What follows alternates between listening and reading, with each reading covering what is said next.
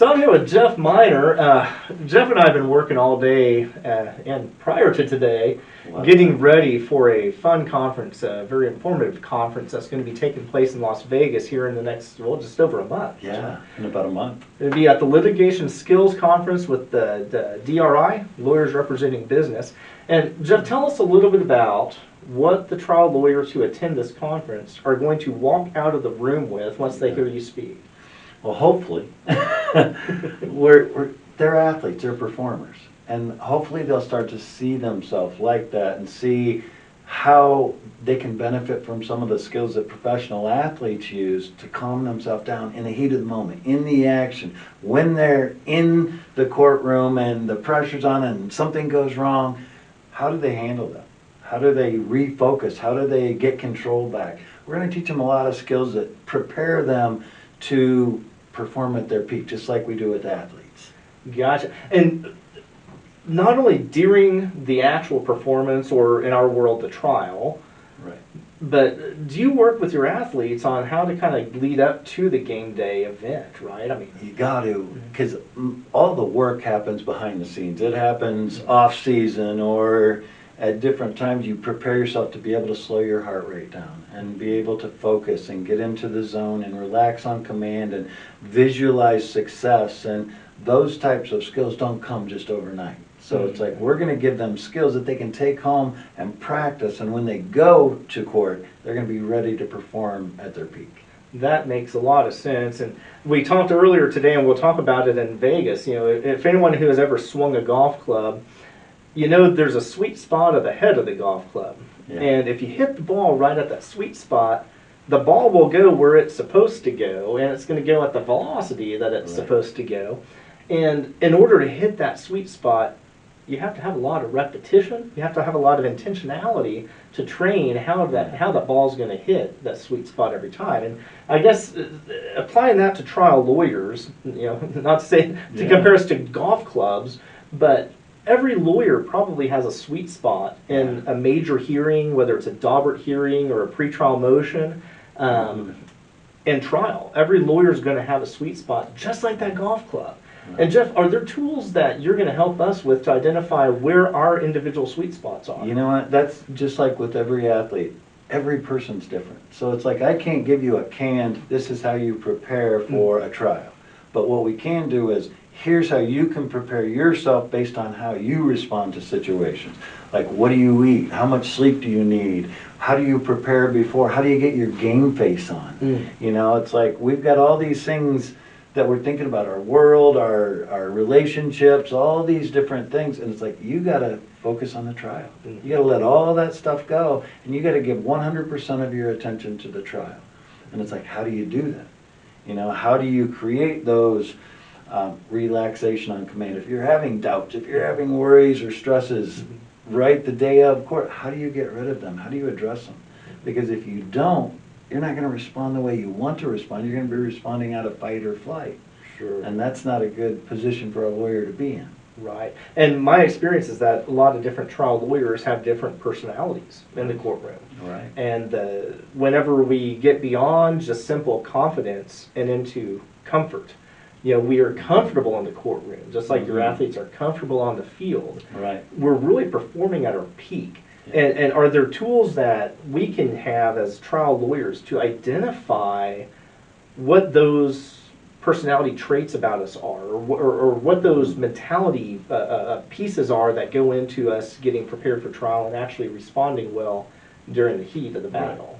Right. And that's a learning process. It's like going and doing a trial and bang on your chest and see how do I feel after I bang on my chest and how did I perform. Or I go in and I become zen and how did I perform. It's you figuring out for you, what are the things that I need to do to perform at my peak. And there's a list of things, like some people need music, some people need meditation, some people need different, like to joke. I'm one of those guys that I realize when I'm joking and laughing with my friends, it just brings me right down. So if I'm all serious and I'm taking it serious, I'm amped and I'm worried and I'm stressed. So it's like you got to figure out you and where you perform, and that's what we're going to teach everybody at the conference is where do you, not them, but where do you perform at your peak? Very cool. So Jeff, tell us just briefly before we cut out of here, why you? Why did I ask you to come help us? Good question. Tell us a little bit about your journey as an athlete, Right. the level that the sports in which you competed, the level at which you've competed, and some of the types of athletes that you've worked with in the past. Well, it was truly the story of Doc Hill thyself. I struggled. I was a wrestler from Iowa, and I was really good, and I didn't lose very much, and I didn't know how to lose, and I struggled really bad with anxiety. You said you didn't lose very much. Well, I was 354-0. So you didn't lose. I didn't lose. I didn't know how to lose. And then when I did lose, it was like, oh, my world came crashing down. So I struggled with like the pressure to perform, and I wrestled D1, wrestled in college, did well in high school, but I really never enjoyed it because I was so worried about the pressure and performing and doing all this that I never got to take the time to say, well, I'm a good wrestler and I deserve to have fun on this. And so when I graduated, I decided I want to be the guy that I wish I would have had to talk to. So I went into sports psychology and realized that's not necessarily the field that I wanted to go into. It deals with a part of what I wanted to. But I became a licensed professional counselor, and I targeted performers. So I worked at the Olympic Committee, I've worked with professional golfers, professional basketball teams, professional football teams, and usually it's more of a one-on-one. I want to get you to perform to your peak. You know, I love the teams and I like working with them, but that's not my mission. My mission is you're here, how do you perform to your peak for your clients? Perfect. Well, that makes a lot of sense to me, and I do see a lot of parallels between a trial lawyer who feels the weight of a client's problem, right? Yeah. We feel that weight sometimes on our shoulders. The way that athletes will feel that weight of the other 52 folks on their football team, or the other 4 fellows on the court with them. Right. We have that same kind of mentality and that performance. And the lawyer's job is largely based around 12 people in the jury box that we don't really know. Right. And so there's uncertainty, and there are certain things and tools I think that you're going to give us in February 2nd through 4th in Las Vegas, Nevada. You're going to give us those tools as trial lawyers to help bear that weight that we sometimes feel. Right.